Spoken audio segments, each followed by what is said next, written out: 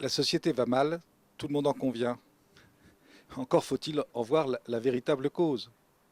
Pendant des siècles, nos sociétés, qui étaient des sociétés qui connaissaient les difficultés comparables aux nôtres, ou si elles n'étaient comparables, qui pouvaient quand même y ressembler, nos sociétés avaient des principes, quelques principes fondamentaux sur lesquels elles reposaient et qui permettaient de sortir des crises.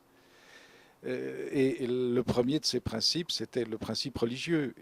Il n'est pas douteux que le christianisme, le catholicisme en ce qui concerne notre pays, est l'élément fondateur de la structure sociale, de notre tissu social. Il suffit d'aller de village en village. Au centre de tous nos villages, nous avons une église où les générations et les générations sont passées, ont prié, où la messe a été célébrée, où les prières ont été dites, où les morts ont été enterrés et où les baptêmes se faisaient, les appels à la vie, les mariages.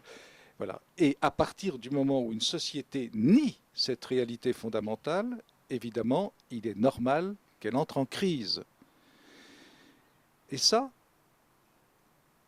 il semble qu'aujourd'hui, on commence un petit peu à s'en rendre compte. Nous le devons incontestablement au fait que l'Église sait toujours, à travers les siècles, en dépit des crises épouvantables qu'elle peut traverser, car les hommes d'Église sont comme les autres hommes, des hommes fragiles, et on l'a bien vu avec ces scandales de prêtres pédophiles, et rien n'est en effet plus scandaleux.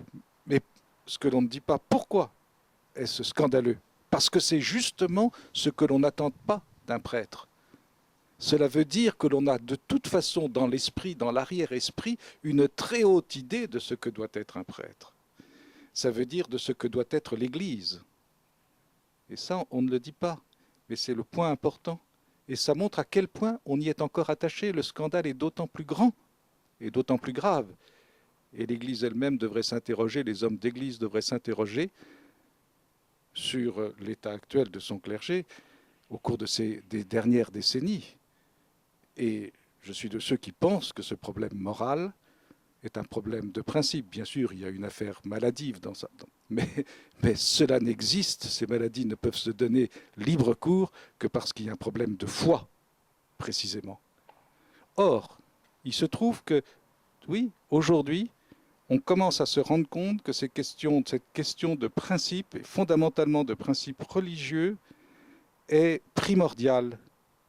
Des livres paraissent, et surtout, le pape.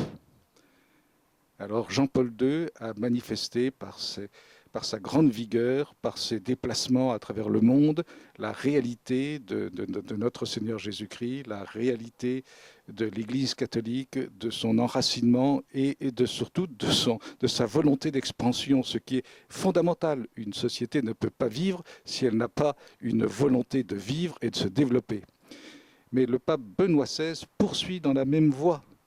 Et je suis personnellement dans une très grande admiration des derniers déplacements qu'il a faits, et particulièrement de ce déplacement en Grande-Bretagne. Quelle habileté, quelle adresse. Tout le monde annonçait un échec. Et ça a été une parfaite réussite. Et même la Bresse britannique, qui est une Bresse fondamentalement anticatholique et fondamentalement ironique, a été obligée de le reconnaître. Il s'est fait recevoir par la reine d'Angleterre, qui, en principe, est le chef de l'église anglicane. Il est allé à Westminster, il a tout affronté, y compris les protestations, et il a su marquer sa place. Non seulement sa place, mais la place de l'Église, la place de la chrétienté. Et il a rappelé à la Grande-Bretagne à quel point ces traditions, ces vraies traditions de civilisation sont des traditions chrétiennes. Il l'a dit à la France, Jean-Paul II l'avait dit à la France. Il veut, ils veulent ces papes, il veut ce pape que les nations d'Occident retrouvent leurs racines chrétiennes parce qu'il sait bien que c'est là l'origine de tout le mal de la civilisation actuelle. Il le sait, c'est capital. Il ne s'adresse pas à des chimères qui n'existent pas, il s'adresse à des nations chrétiennes dont les fondements sont nécessairement et historiquement chrétiens. C'est vraiment extrêmement important et il a montré quelle place pouvait avoir la religion dans l'ordre politique.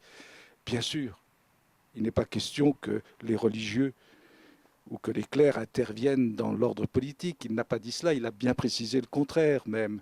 Mais il a montré comment on ne pouvait résoudre les problèmes sociaux fondamentaux que si on avait un esprit et que cet esprit ne pouvait être que religieux. Pourquoi est-on sur cette terre? Que vient-on faire? Pourquoi vivons-nous? Où allons-nous? Ce sont des questions fondamentales. Notre société